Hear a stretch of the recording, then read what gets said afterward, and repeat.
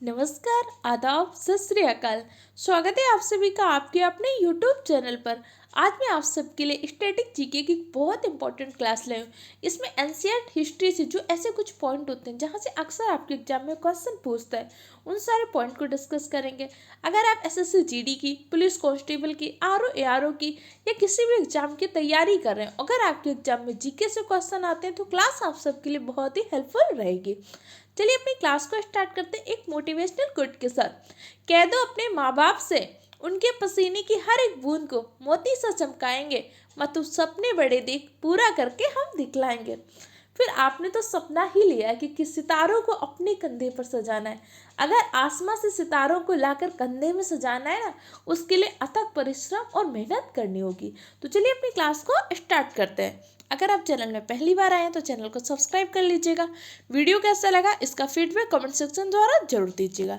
किस विदेशी यात्री ने भारत का दौरा सबसे पहले किया था? सबसे पहले कौन आया था? मेगन स्तनीज, जो कि चंद्रगुप्त मौर्य के दरबार में आया था। मेगन स्तनीज ने एक पुस्तक लिखी थी, इंडिका। इंडिका पुस्तक के लेखक कौन है? मेगन स्तनीज है। चंद्रगुप्त मौर्य ने मौर्य वंश की स्थापना की थी। नंद वंश के अंतिम शासक घनानंद को पराजित करके चंद्रगुप्त मौर्य ने मौर्य वंश की स्थापना की थी। चंद्रगुप्त मौर्य के गुरु कौन थे? चाणक्य। चाणक्य के कुछ और नाम होते हैं, चाणक्य, विष्णुगुप्त, कौटिल्य। चाणक्य की प्रसिद्ध पुस्तक कौन सी? अर्थशास्त्र, जो कि राजनीति सिद्धांत पर आधारित है। अर्थशास्त्र पुस्तक में हमने राजा के सप्तांग सिद्धांत का उल्लेख मिलता है। यहाँ पे चीज़ों की इन्फॉर्मेशन मैं थोड़ी सी ज़्यादा दूंगी।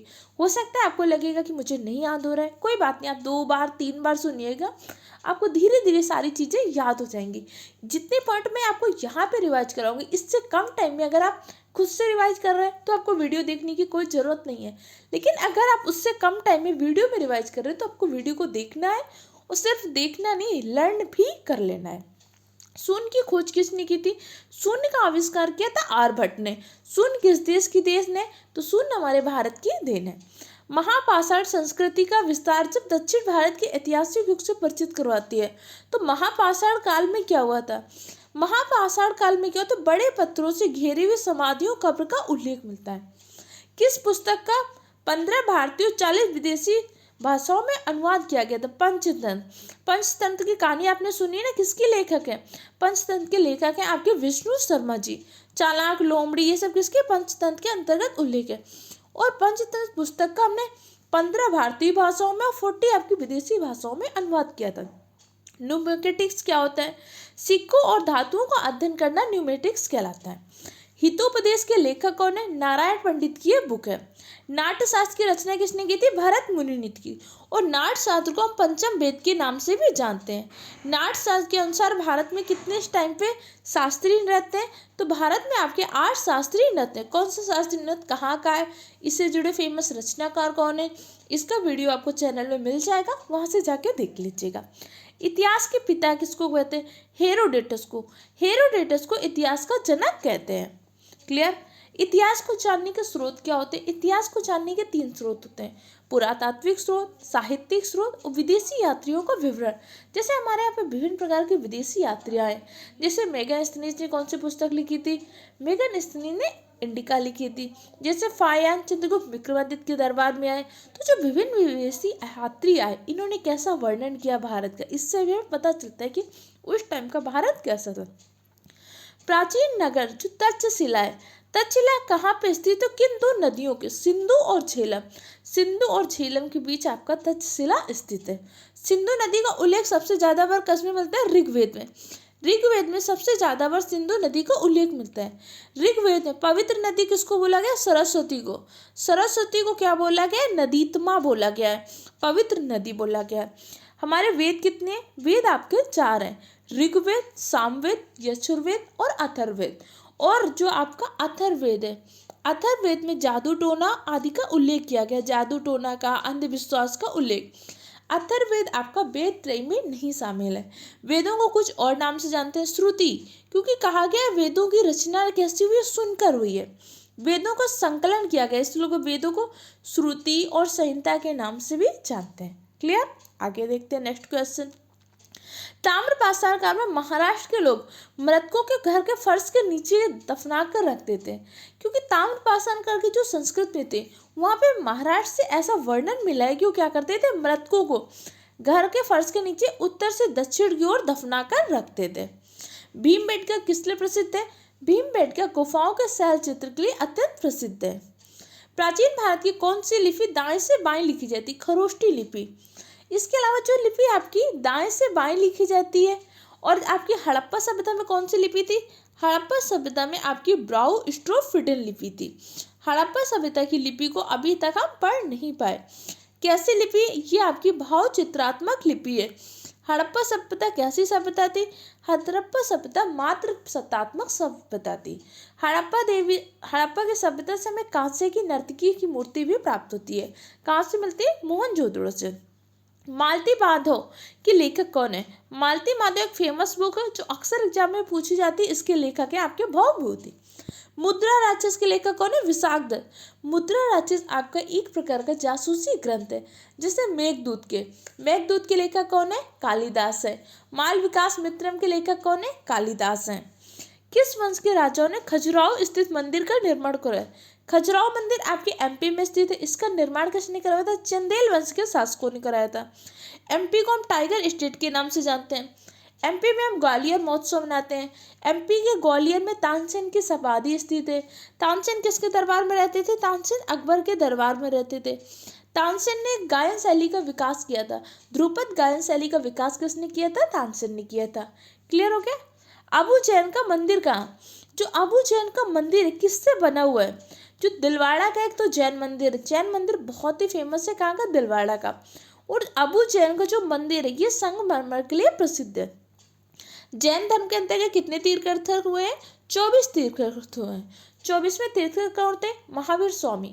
महावीर स्वामी के बचपन का नाम क्या था? इनके बचपन का नाम था वर्धमान।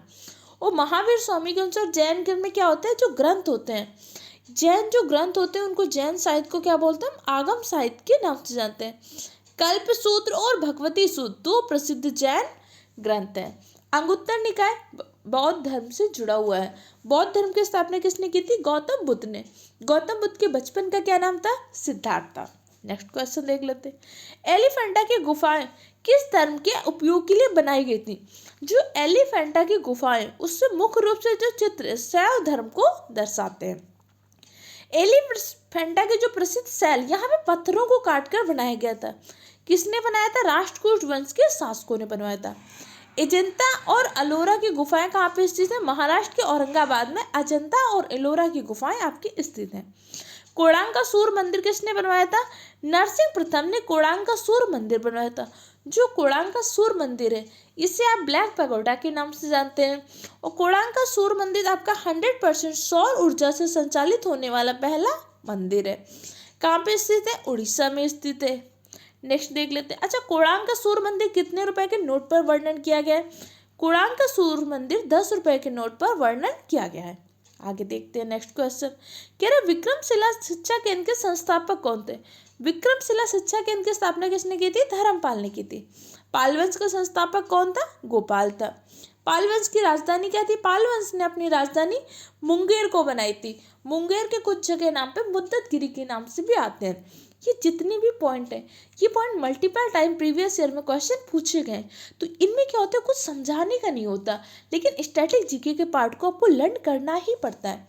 राष्ट्रवंश की स्थापना किसने की थी? दंतदुर्ग। दंतदुर्ग ने राष्ट्रकूट वंश की स्थापना की थी। कह रहा कि 21 मंदिर परिसर में भारी भरकम नंदी की मूर्ति है, जिसे भारत की विशालतम नंदी मूर्ति के नाम से जानते हैं। कंदरिया महादेव को मंदिर में एक बहुत बड़ी नंदी की मूर्ति है। अभी आपका क्या हुआ, जो नई संसद भवन बनी है, नई संसद भवन के में संगोल के शीर्ष पर हमने क्या किया? नंदी को स्थापित किया है। संगोल किसका प्रतीक होता है? संगोल आपका न्याय का प्रतीक होता है। इसके अलावा कह रहा है कि आपको नया संवत चलाने का श्रेय किसको जाता है? लक्ष्मण सेन। लक्ष्मण सेन जी ने क्या किया था? नया संवत चलाया था। गीत गोविंद के रचनाकार कौन है? जयदेव। जो जयदेव है ना, लक्ष्मण सेन के दरबार में ही रहा करते थे। सोमपुर महाविहार का निर्माण किसने कराया था? सोमपुर महाविहार का निर्माण कराया था धर्मपाल ने। विहार क्या होते हैं? जहाँ पे बौद्ध भिक्षु निवास करते हो आपके विहार होते हैं। स्तूप क्या होते हैं? स्तूप में क्या होता है कि महात्मा बुद्ध का कोई ना कोई अवशेष रखा है। जो वहाँ पे कोई ना कोई बौद्ध धर्म का जो मंदिर है उस मंदिर में बौद्ध गौतम बुद्ध का कोई ना कोई अवशेष रखा हो, उसे हम क्या बोलते हैं, स्तूप के नाम से जानते हैं। भुवनेश्वर तथा पुरी के मंदिर किस शैली से, नागर शैली से। मंदिर निर्माण की 3 शैलियाँ आपकी बहुत ज़्यादा प्रसिद्ध होती हैं। एक तो आपकी नागर शैली होती है और बेसर शैली होती है। और जो इधर आपके भुवनेश्वर साइड के पुरी, जैसे जगन्नाथपुरी का मंदिर हो गया, ये सब आपकी किस शैली से बनी हुई है, तो ये आपकी बेसर शैली, नागर शैली से बने हुए हैं। भारत में प्रथम आक्रमणकारी कौन था, मोहम्मद बिन कासिम। सबसे पहले भारत में किसने आक्रमण किया था, मोहम्मद बिन कासिम है। जगन्नाथपुरी का मंदिर कहाँ पे स्थित है, पुरी उड़ीसा में स्थित है। अजयपाल किस वंश के संस्थापक थे, अजयपाल ने कहाँ की स्थापना की थी, अजमेर। अजमेर की स्थापना किसने की थी, अजयपाल ने की थी। कुछ इंपॉर्टेंट क्वेश्चन को डिस्कस किया, आगे के क्वेश्चन नेक्स्ट क्लास में डिस्कस किया करेंगे। वीडियो कैसा लगा इसका फीडबैक कमेंट सेक्शन द्वारा दीजिएगा। जल्दी मिलते हैं, ओके, थैंक यू।